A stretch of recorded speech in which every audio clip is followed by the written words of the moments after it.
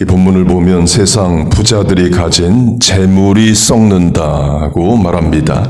재물로 번역된 헬라어는 플루토로 그리스 신화에서 God of Wealth, 재물의 신으로도 사용이 되는 단어이에요. 예수님 말씀으로 하면 맘몬, 돈의 신과 연결되는 신입니다. 이 플루토, 재물의 신의 특징은 God of Harvest, 추수의 신이기도 합니다. 본문 아래를 보면 추수가 2번 나옵니다. 그 농산물이 가지고 오는 재물을 말해요. 솔로몬으로 하면 솔로몬의 부유함을 금과 은으로도 말합니다. 그러니까 그 금이 넘쳐서 은은 돌처럼 여겼다라고 말해요. 그러면서 솔로몬의 부유함을 농산물로도 말을 합니다.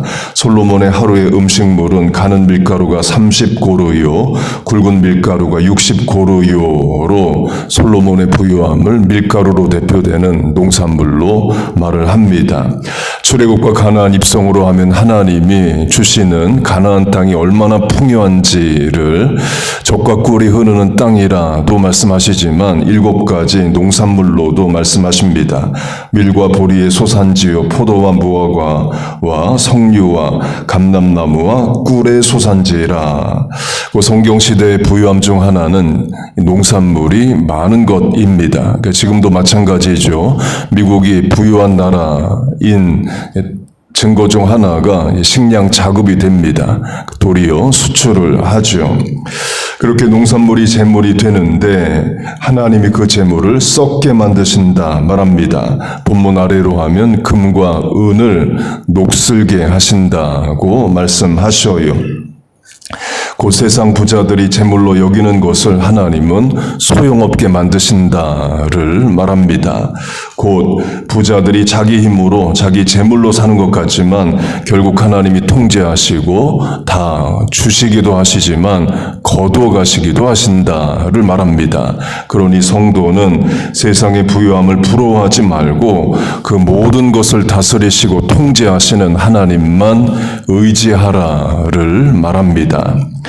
이 세상 재물이 주는 것, 또 사람들이 세상 재물을 추구하는 데는 재물이 주는 것들이 있습니다. 그러니까 첫째는 시간의 자유, 노동의 자유를 줍니다. 재물이 많으면 내가 해야 할 일을 다른 사람에게 시킬 수 있습니다. 그러면 시간이 자유롭게 생기죠. 직장과 사업으로 하면 노동력을 제공하고 노임을 받는데 결국 내 시간을 드리고 다음에 돈을 받는 것과 같아요. 돈이 많으면 내 시간을 내 마음대로 사용할 자유가 생깁니다.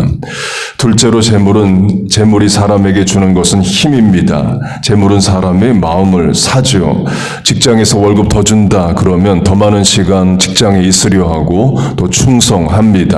심지어 돈은 사람의 마음을 배신하게도 만들어요. 가룟 유다는 은 30에 예수님을 팝니다.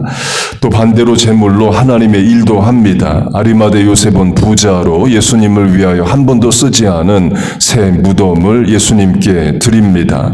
고린도 교회의 식주, 디너 호스트, 예배 후에 식사하는 것을 주로 담당했던 가이오 또한 그의 재물로 교회를 섬겨요. 셋째로 재물이 사람에게 주는 것에 안일함이 있을 수 있습니다.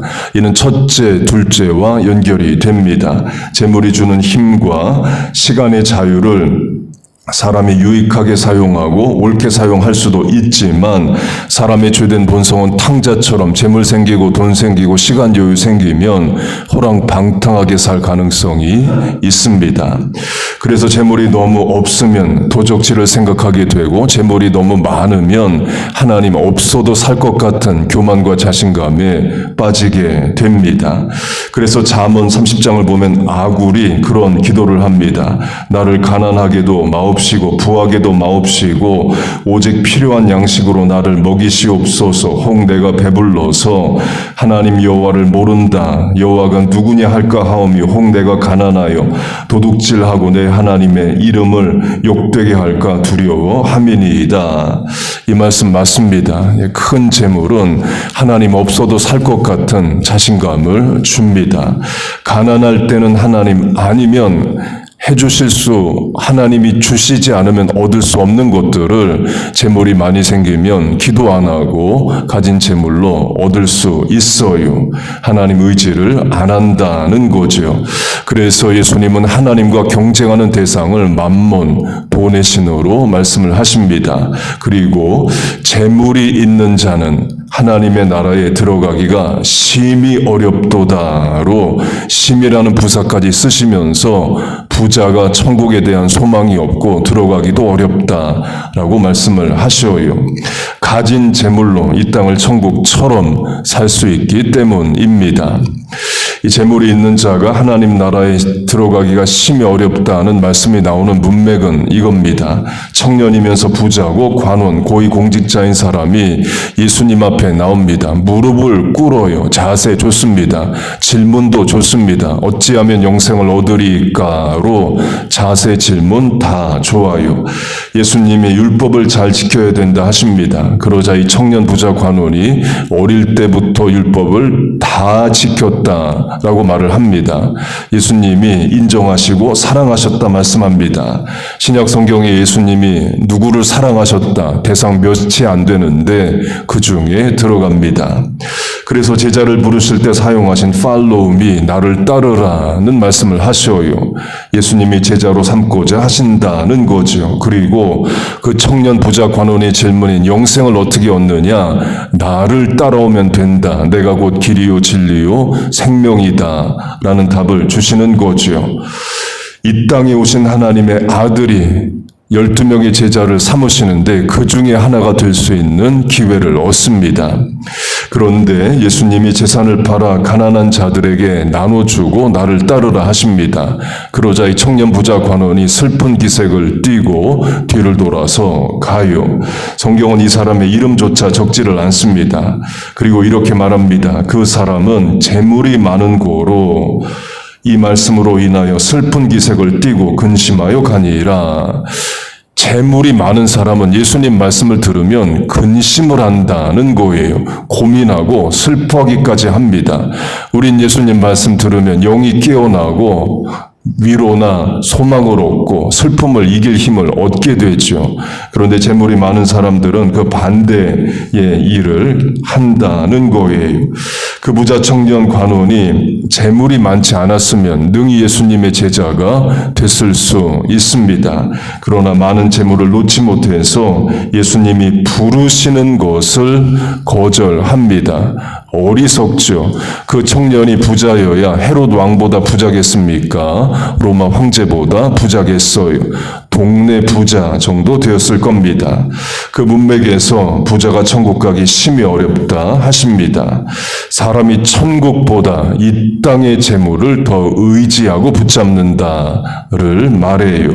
예수님께 영생을 물은 자가 잠깐 있다가 영원히 가지고 있지도 못할 재물을 더 붙잡는다를 말합니다. 우리는 재물을 의지하는 것이 아니라 하나님을 의지해야 됩니다. 그 방법 중 하나가 바른 헌금 생활이에요. 바른 헌금 생활을 하면서 재물을 의지하는 마음으로부터 벗어납니다. 돈을 사랑하며 일만하게 뿌리라로 하면 어떻게 하면 돈 사랑하는 마음 벗어나느냐? 바른 헌금 생활 하면서 벗어납니다. 그렇게 하나님이 부자의 농산물도 심판하시는데요. 농산물을 심판하시는 여러 방법이 있습니다. 기근, 가뭄, 홍수 이런 것들이 있죠. 구약시대 아합 왕 때로 하면 아합 왕과 왕비 이세벨과 백성들이 우상을 섬깁니다. 하나님이 심판하십니다. 3년 기근, 비가 안 오는 가뭄의 심판을 하셔요. 그 말은 농사가 될 수 없다는 거죠. 또 다른 농산물 심판에는 전쟁이 있습니다. 전쟁이 나면 논과 밭과 과수원을 놔두고 피난을 가야 됩니다. 피난 안 가고 과수원, 논밭 옆을 지킨다 해도 전쟁 중에 농사가 제대로 될 리도 없고 농산물이 거둔다 해도 적군이 다 가지고 갈 수도 있는 거예요. 그렇게 전쟁이 나면 농산물을 놔두고 피난을 가야 됩니다. 그때 금과 은을 가지고 피난을 갈 수도 있지만 금과 은을 논밭에 묻어놓고 전쟁 끝나면 다시 와서 판에서 사용해야지 할 수도 있습니다. 그런데 문제는 피난 가다가 죽을 수 있고 전쟁이 끝났는데 패전국이 돼서 적국의 포로로 끌려갈 수 있습니다. 북왕국 이스라엘이 아시리아에 망하고 포로로 끌려가고 남왕국 유다가 바벨론에 또 끌려가죠. 못 돌아옵니다. 그렇게 금과 은을 논과 밭에 파묻었는데 전쟁 중에 죽거나 포로가 돼요. 그러면 논밭에 은금이 있다를 아는 사람이 없게 되는 겁니다. 그 이야기가 성경에 나옵니다. 예수님이 이런 비유를 하십니다. 한 사람이 자기가 소유가 아닌 밭에서 밭을 가는데 그 땅을 파고 있는데 금은이 담긴 하물 상자를 발견합니다. 그러자 자기 전 재산을 팔아서 그 밭을 산다 하셔요. 그 이야기가 본문 다음 절에 금과 은이 녹슨다와 연결이 됩니다. 물론 금은이 철처럼 쇠처럼 녹슬지는 않습니다. 그러나 땅에 파묻거나 오래 놔두면 빛이 바라죠. 그렇게 하나님은 세상 부자도 부자의 재물도 심판하십니다. 농산물을 쌓아도 썩게 하신다 말씀하셔요. 우리는 썩지 않을 것을 추구해야 됩니다. 하나님 나라의 영광과 사명과 천국에서 받을 면류관을 소망해야 됩니다. 성경은 천국에서 받을 면류관을 금면류관, 의의 면류관, 생명의 면류관과 더불어서 썩지 않을 면류관이 있다고 말씀을 합니다. 이 땅의 것들은 다 썩고 없어집니다. 하나님만이 영원하시고 그 나라의 영광이 영원하고 거기서 우리가 받을 상급이 썩지 않을 영원한 것이에요. 여러분 믿습니까? 그리고 재물은 아굴의 기도처럼 해주시면 좋겠어요. 너무 없지도 않고 너무 많아서 하나님 없다 하는 인생 되지 않게 합당하게 주시면 좋겠습니다. 그리고 많이 주시면 그 재물을 가지고 하나님 나라를 위해 옳게 사용하면 되는 거죠. 우리와 자녀들 찬송가 94장 가사 음미하며 불러야 됩니다. 주 예수보다도 귀한 것은 없네. 이 세상 부귀와 명예와 행복과 바꿀 수 없네. 그 가치가 분명하고 그 가치의 귀함을 깨닫고 우리와 자녀들 살아가기를 바랍니다. 그렇게 하나님만 의지하고 하나님만 사랑하고 세상의 재물을 바르게 다루고 살아가는 우리 모두 되시기를 주의 이름으로 축복하고 축원합니다. 아멘. 기도하겠습니다. 하나님 아버지, 우리에게 필요한 것들을 공급하여 주옵소서. 결핍을 채워 주시옵소서. 하나님만이 주시는 것들로 넉넉히 살아가게 하여 주옵소서. 부모로서 자녀를 양육하고 일용할 양식을 얻고 교회를 섬길 합당한 재물도 허락하여 주옵소서. 세상의 어떤 것들보다 하나님도 의지하고 사랑하고 붙잡고 살게 하시고 천국에서 받을 썩지 않을 것들 영원히 소망하며 살게 하여 주옵소서. 우리와 자녀들 세상의 헛된 자랑들, 명예와 부귀, 죄짓고 성공하는 것들 부러워하지 않게 하시고 도리어 사명으로 사는 것들 영광으로 알며 살아가게 하여 주옵소서. 하나님 오늘도 첫 시간 드려 기도합니다. 삶의 문제와 고민으로 육체의 약함으로 계획과 소원을 하나님 앞에 아뢰입니다. 들으시고 응답하여 주옵소서. 예수님의 이름으로 기도하옵나이다. 아멘.